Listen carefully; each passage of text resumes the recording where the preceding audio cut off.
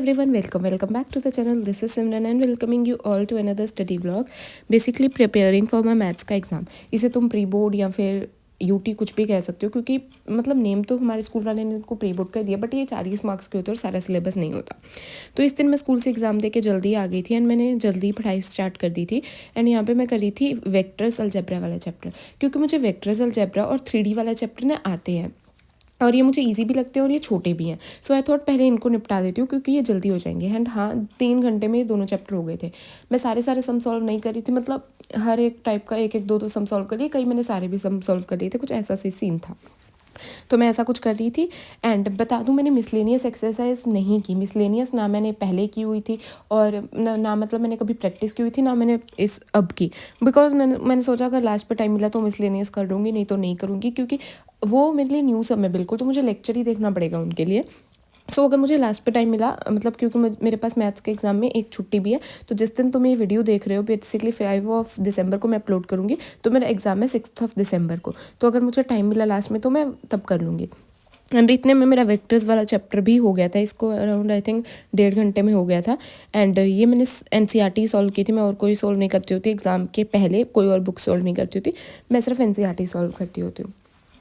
And उसके बाद मैंने ऑफकोर्स स्टार्ट किया था अपना 3D वाला. एंड ये मैं कॉपी खोल रही थी एक और, क्योंकि उसमें मैंने पहले 3D सॉल्व किया हुआ था, ताकि कोई दिक्कत आए ना तो मैं उस कॉपी से देख सकूं कि कैसे है. एंड अभी वॉइस ओवर करते मुझे याद भी आ गया कि मेरे से एक क्वेश्चन ना पहले सॉल्व हुआ था ना अब सॉल्व हुआ, उसका मुझे एक लेक्चर देखना है, वो मेरा क्वेश्चन पेंडिंग पड़ रहा है. थैंक गॉड वो याद भी आ गया.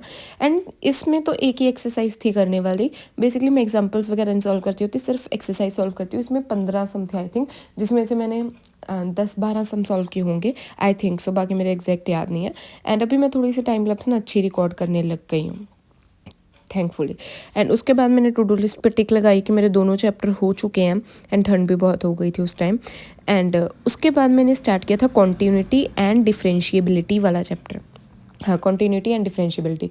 मैंने कॉन्टीन्यूटी तो नहीं पढ़ा, उषांक सर का मैं लेक्चर से कर रही थी ये. तो सर ने ना कॉन्टीन्यूटी का अलग वन शॉट बनाया हुआ है, सुपर वन शॉट, और डिफरेंशिएबिलिटी का अलग.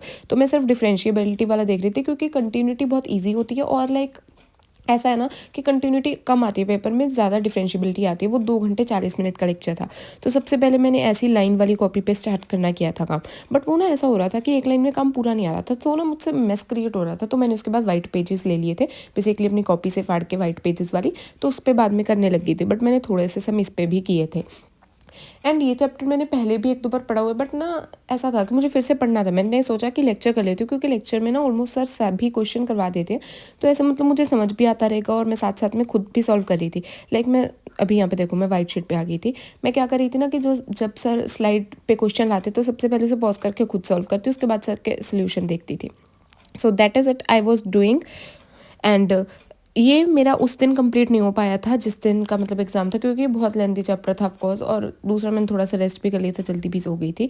एंड यहाँ तक तो उस दिन की बात थी. एंड ये क्लिप्स आ रही हैं 5 दिसंबर की. तो मैंने कंटिन्यूटी एंड डिफरेंशिएबिलिटी से ही स्टार्ट किया उस लेक्चर से बेसिकली. एंड अभी मेरा ये फाइनली कंप्लीट हो गया था, मतलब मैंने सारे प्रूविंग वगैरह वाले क्वेश्चंस खुद कर लिए थे. एंड अभी मुझे थोड़ा बहुत ये इजी लग रहा है चैप्टर, बस मतलब हाँ खुद से सम सॉल्व हो गए, मतलब थोड़ी बहुत सर की भी देखनी पड़ी हेल्प वगैरह. इसमें बस ना तुम्हें फॉर्मूले याद करने की देर होती है ना. इसमें एक था इन्वर्स ट्रिग्नोमेट्री वाले जो फॉर्मूले लगने थे, वो मुझे नहीं आता, क्योंकि मुझे इन्वर्स ट्रिग्नोमेट्री वाले क्वेश्चन आते ही नहीं है, ना मुझे वो चैप्टर आता है. तो देखो मैंने कितने सम सॉल्व किए थे. वो कॉपी तो मैंने दिखाई नहीं लाइन वाली, तो उसमें 2 पेज ही थे क्योंकि.